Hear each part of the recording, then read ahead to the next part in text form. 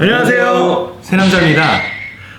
오늘은 내가 세무사 없이도 홈택스를 통해서 직접 신고를 할 수 있는데 도대체 내가 왜 세무사를 통해서 신고해야 되는지 근데 이제 문제점이 있으니까 그러겠죠. 그쵸. 네, 도대체 어떤 문제점들이 있기에 세무사를 통해서 신고를 해야 되는지에 대해서 오늘 한번 이야기 나눠볼까 합니다.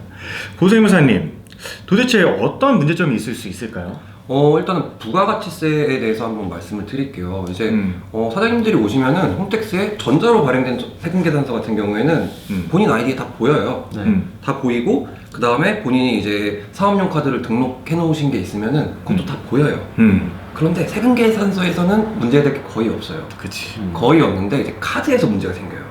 왜냐면은 국세청에서는 지금 AI가 그냥 자기의 기준대로 다 그냥 공제, 불공제를 나눈단 말이에요. 맞아요. 그러니까 이게 용도를 자기네들이 데이터베이스화 해가지고 뭐 공제 불공제를 아예 자기가 나눠서 이렇게 조회가 되게끔 하는데 안 맞죠, 잘. 네, 그게 잘 안 맞는 거예요. 그게 사장님들은 홈택스에서 공제라고 됐으니까 공제겠지 하고 넣으시는데 실질은 그게 맞지가 않아요. 맞아요.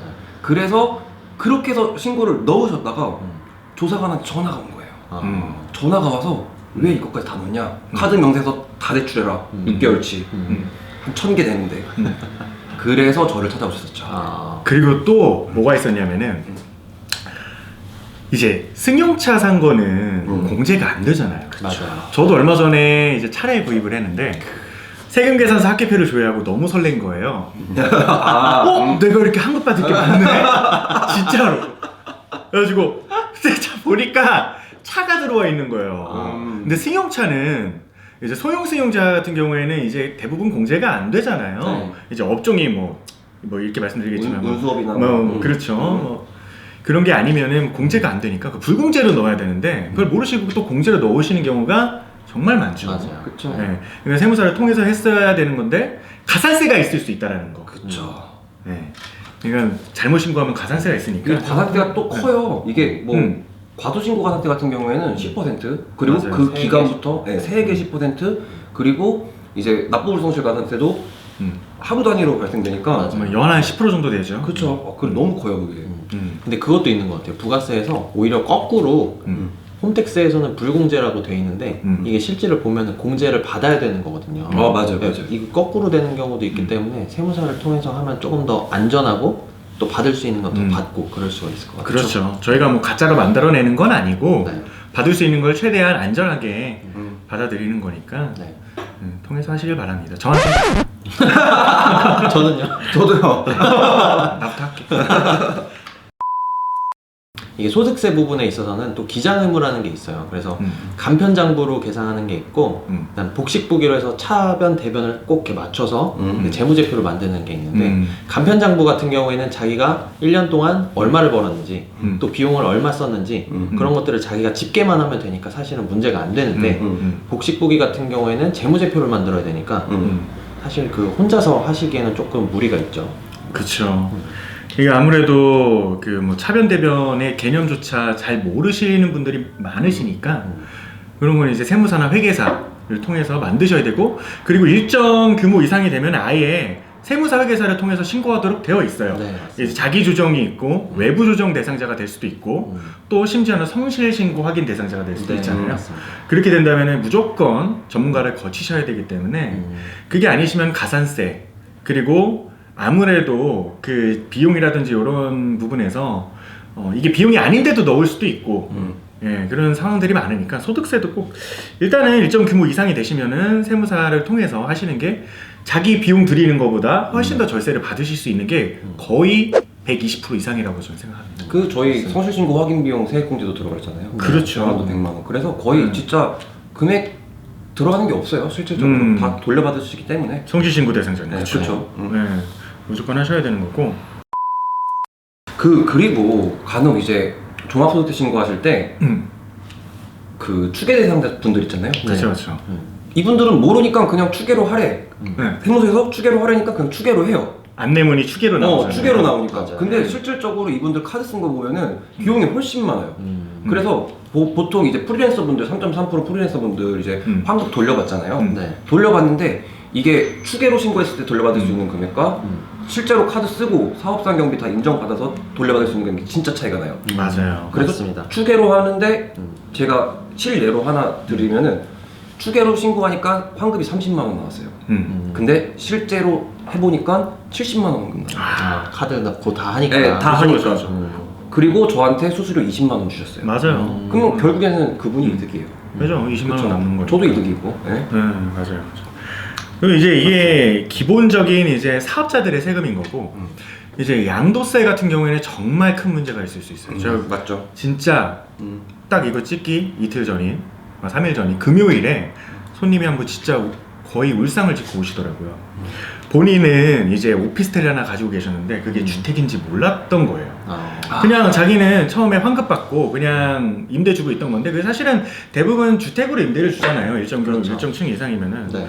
근데 서울에 있는 아파트를 파신 거예요. 다 주택. 그러고서 자기는 주택이 없다고 생각하고 비과세를 받으시는 거예요. 오 마이 갓. 근데 이게 예전 같았으면 그냥 세금 그렇게 많지는 않아요. 왜냐면 오래 보유하고 그랬으면 장기보유 특별공제도 되고 하니까. 근데 지금은 뭡니까?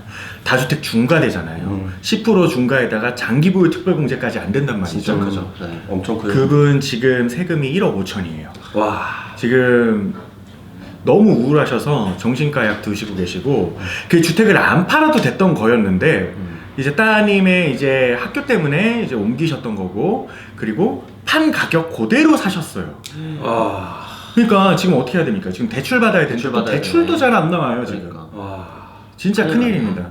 그러니까 이게 사실은 팔기 전에 세무사를 찾아와야 돼요. 맞아요. 그렇죠. 팔아야 되는지부터 상담을 먼저 받아야 돼요. 이분 공인중개사 거쳤거든요. 근데 공인중개사분들은 사실은 잘 아시는 분은 너무 잘 아시지만 세금을 잘 뭐 이렇게 알려드릴 의무는 없잖아요, 사실. 그렇죠.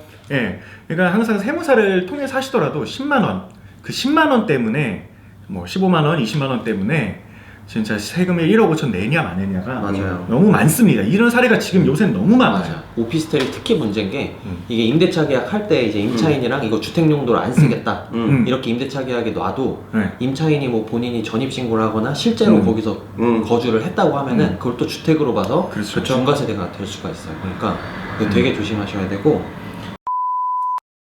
실례로 그 어떤 분이 다가구 주택을 갖고 계셨는데 이게 다가구라고 하면은 주택으로 쓰는 층수가 3층 이하여야 돼요. 그러니까 4층부터는 이게 다가구에서 다세대로 바뀌기 때문에 다가구를 1주택으로 원래는 다가구를 1주택으로 보는데 다세대가 되면 각 호실마다가 이제 주택이 주택 되죠. 수가 돼요. 그러면 갑자기 1세대 1주택에서 다주택자가 되는 거거든요. 그렇죠, 그렇죠. 근데 그분이 그 주택 층수는 3층 이하였는데 옥탑이 있었던 거예요.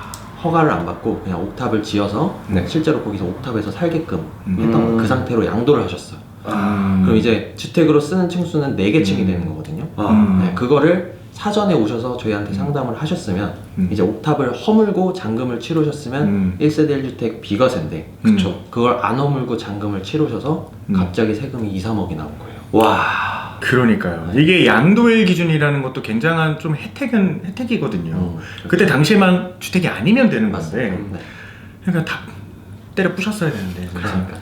그러니까 그분도 부동산에서 이게 다가구니까 왜냐면 공부상은 다가구라고 나와 있으니까 그렇죠. 다가구 이외에 뭐 다른 주택 없어요? 뭐 그러면 비과세요. 그냥 이렇게 하고 넘긴 거예요. 그랬다가 이거 왜 신고 안 했니? 이제 세무서에서 연락이 오니까 그때서야 저희한테 연락이 오신 거죠. 그렇죠. 그래서 그저 상담료 10만 원, 20만 원이 큰 돈이 아니에요. 정말로.